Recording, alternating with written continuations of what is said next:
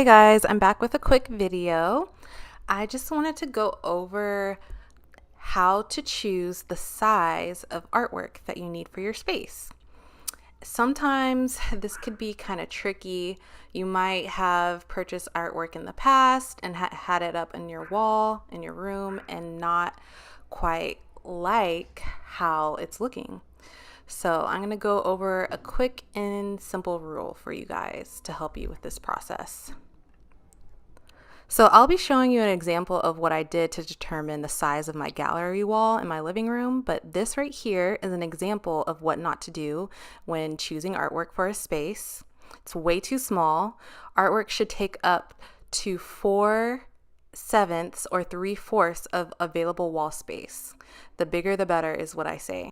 So this is much more aesthetically appealing. Simply multiply 0.57 and 0.75 to the width of your artwork.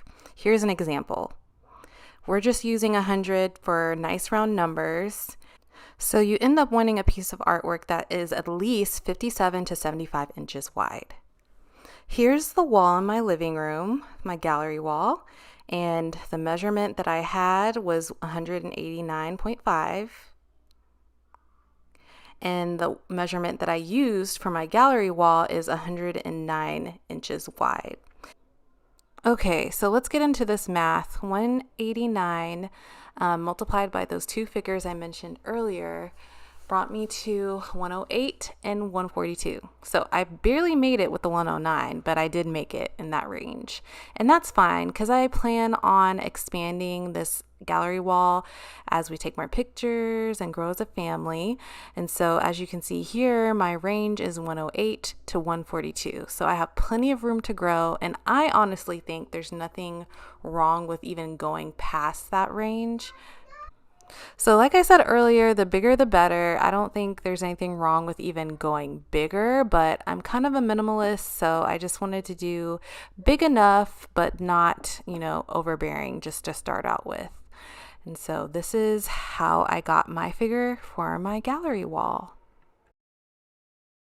Now, I know you see this space right here that's kind of empty, but I did that on purpose, knowingly that I would be putting a plant or some type of cabinet in that corner. I purposely moved the gallery wall off center because I wanted it to face and be perfectly parallel with my fireplace, which is on the opposite wall. Another thing you want to watch out for is you want your artwork to be at eye level. You don't want it to be too high. You don't want it to be too low.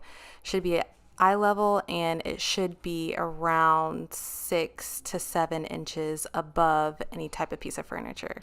So this is what I ended up with. I'm probably going to put some type of cabinet under the artwork on that wall. I've had like a small console table against the wall in previous videos, but that's really kind of just a placeholder.